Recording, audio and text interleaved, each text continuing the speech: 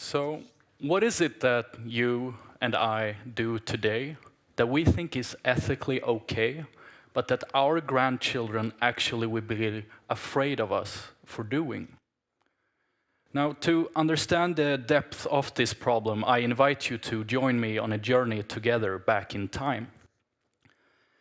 The year is 1775. We are in Kerala, India, and the British slave trade is at its peak. And the British slave trader Joe Wilson is standing and proudly inspecting his newly bought slave.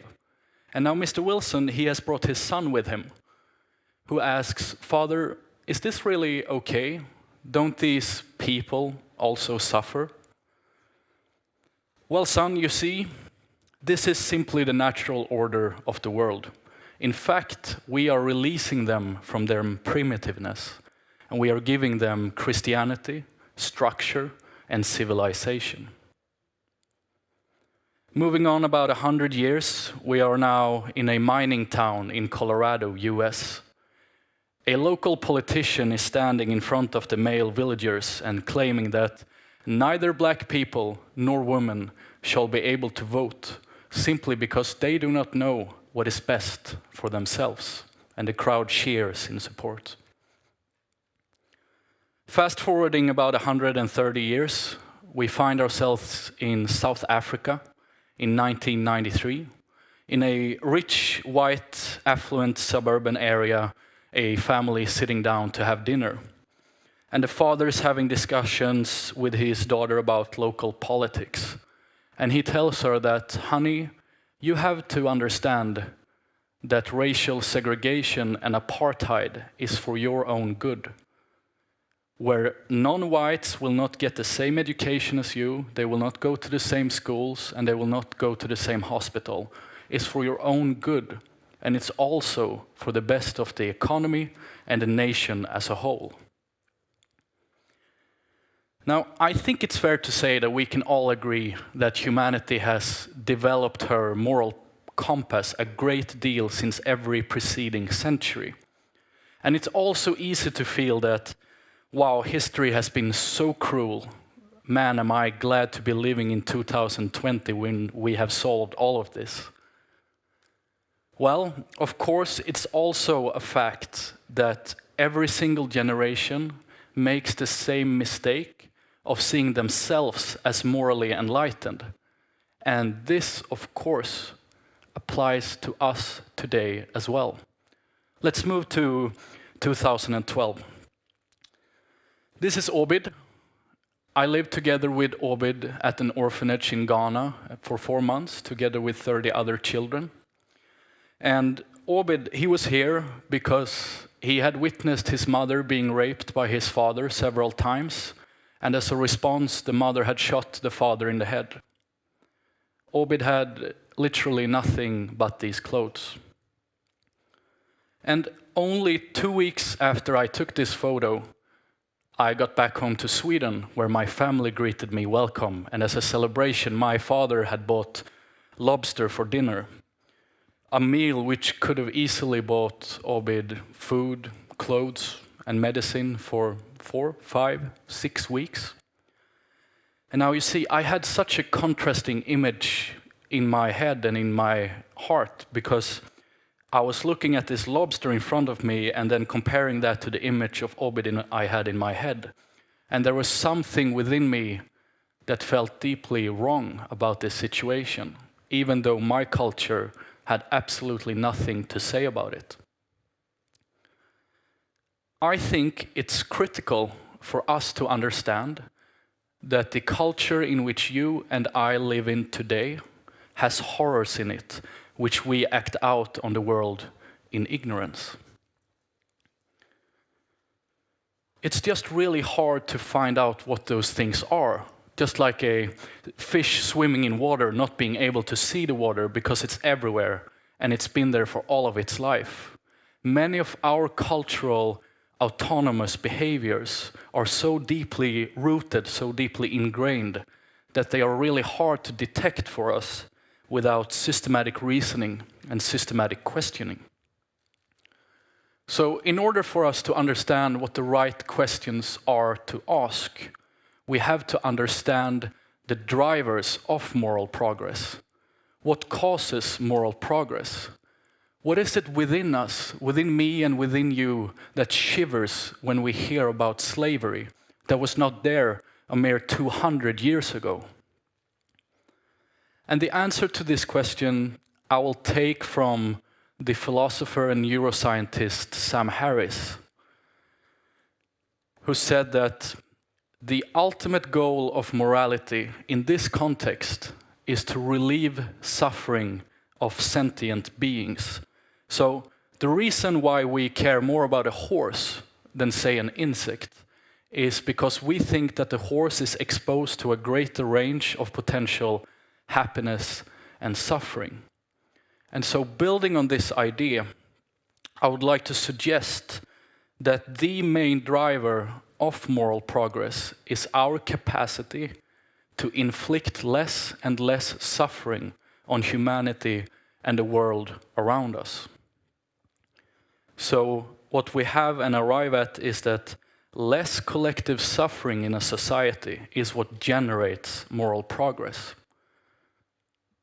And another way of looking at this could be to talk about a circle of empathy. And in this circle of empathy, we tend to include more and more different ethnical groups, social groups, and so forth, and so on.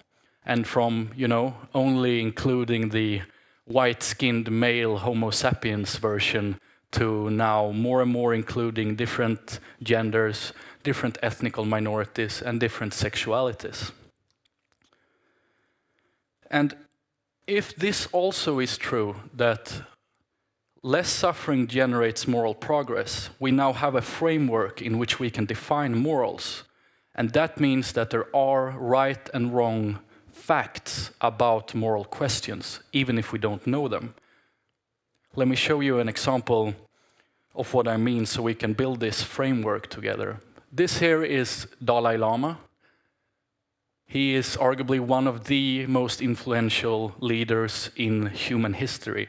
And now Mr. Lama, he has this idea that maximal empathy, maximal peace, and prosperity for all of humanity is a good bedrock upon which we can build society which can flourish, right? And here we have the former Chinese dictator Mao, who had a moral model which had and caused the outcome of killing between 20 and 45 million people. And so these examples exist on each end of a continuum, and they represent the extreme points. And now we can use this continuum to talk about issues that are contemporary and super relevant for us here today. Let's look at consumption in our culture. I think it's fair to say that we not only sanction, but actually encourage extreme material consumption in our society. What did we buy our last family member for his or her birthday? Was it worth it? For who? What was the planetary consequences of that decision? Perhaps we should think about expanding our circle so it includes nature as well. And what's really fascinating is that many of our ingrained, inherited patterns that we do not really think about are often much stronger than basic logic. Let's look at veganism, for example. You see, where I'm from, Sweden, we pride ourselves as being one of the most environmentally conscious and morally developed countries in the world, right? And switching to a mainly plant-based diet is so overly proven by science now to be by far the smartest move to do for a nation in terms of environmental impact, in terms of individual health, and also, of course, to ease the suffering of animals. And despite this, veganism is looked down upon by the majority of the Swedish population. We can conclude that this idea and our aversion towards veganism stems from something else than logic, rational reasoning, right? So perhaps we should also think about including animals in our empathic circle as well. And now it gets really interesting. On a social level, there can be no doubt that we have gotten a long, long way since the days of the slave trade. But structural oppression of marginalized ethnical and social groups exists to this very day. Homophobia and racism may be two examples of this.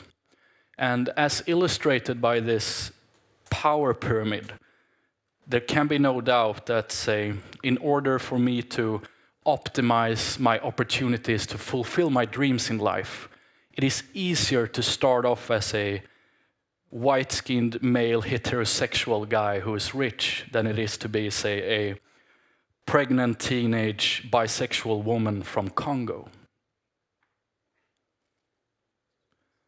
So again, we can ask ourselves, what is it that we do today? What is it that you and I do today that we think is ethically okay, but that our grandchildren will be disappointed about us for doing? What is it that we do today that we allow to happen in the world today, that when we tell our grandchildren about it, they will shake their head and look down on us and ask us how we could do that? We can use this way of thinking to make our grandchildren more proud of us, but hey, if that's not enough motivation, we can use this way of thinking to save our asses from dying and killing the planet. See, humanity, we are so evolved now, and technology creates such a leverage that everything we do, every action that we do, have ripples on global scales. And it was not like that 100 years ago. So it's a completely new situation with a completely new responsibility that we face. And one decision for me here today to buy a cheap t-shirt can support inhumane working standards for a 10-year-old boy in a factory in India. So we have to understand the full chain of consequences that follow from our behavior. And we can no longer not take responsibility of our actions because the stakes now are way too high. The planet that we live on and everything on it could be destroyed because of this ignorance. Now, I did not come here to present any final answers because I'm not a prophet and I do not know or claim to know the truth. But what I do know is that I have seen undeniable faults in the ethical model of my own culture, which consistently ranks at the ethical index #1 on every list, which means that there is improvement to be done everywhere. So I think we should all admit that we are subscribing to a model which is way better than those of our ancestors, but which also in many ways contains terrors within it, which we act out on the world in ignorance.